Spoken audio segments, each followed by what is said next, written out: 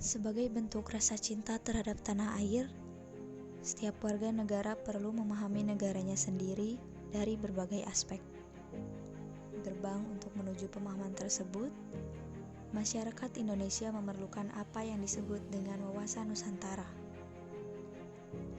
Wawasan kebangsaan Indonesia sebenarnya sudah dicetuskan oleh seluruh pemuda Indonesia dalam satu tekad pada tahun 1928 yang dikenal dengan sebutan Sumpah Pemuda, yang intinya bertekad untuk bersatu dan merdeka dalam wadah sebuah negara kesatuan Republik Indonesia. Seharusnya untuk menghadapi keadaan negara yang serba sulit sekarang ini, kita bangsa Indonesia bangkit, bersatu mengatasi masalah bangsa secara bersama-sama. Dihadapkan kepada kondisi bangsa Indonesia saat ini, maka sudah mulai terjadi pengingkaran terhadap cita-cita nenek moyang bangsa Indonesia yang telah mempersatukan Nusantara melalui sumpahnya. Bukti nyata yang sudah terjadi adalah lepasnya Pulau Sipadan dan Likitan ke tangan Malaysia. Sedangkan bukti sejarah jelas-jelas menyatakan bahwa Pulau Sipadan dan Pulau Likitan adalah bagian dari wilayah Nusantara dan merupakan bagian dari wilayah Kerajaan Bulungan di Kalimantan Timur. Masih ada kemungkinan ancaman lain dari luar yang dapat merugikan Indonesia dalam mempertahankan keutuhan wilayah NKRI. Kondisi faktual diantaranya klaim Malaysia terhadap Blok Ambalat di Kalimantan Timur, klaim batas wilayah laut oleh Singapura, dan batas-batas negara Indonesia di daratan Pulau Kalimantan dan Pulau Irian Jaya. Wawasan Nusantara memiliki peranan penting dalam mewujudkan persepsi yang sama bagi seluruh warga negara Indonesia.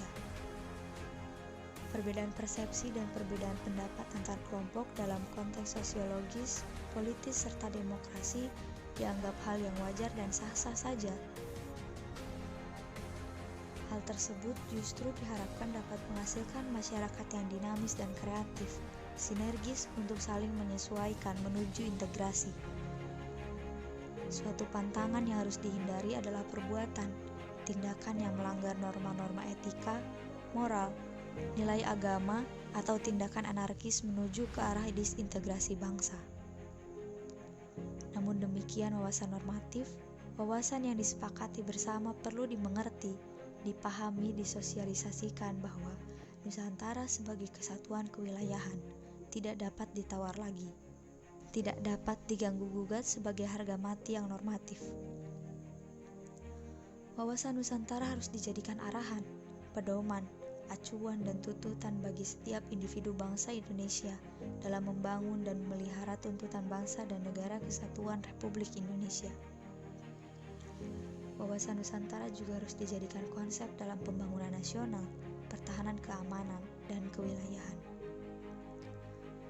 Setiap warga negara dan aparatur negara harus berpikir, bersikap, dan bertindak secara utuh serta menyeluruh, semata-mata demi kepentingan bangsa dan negara Indonesia.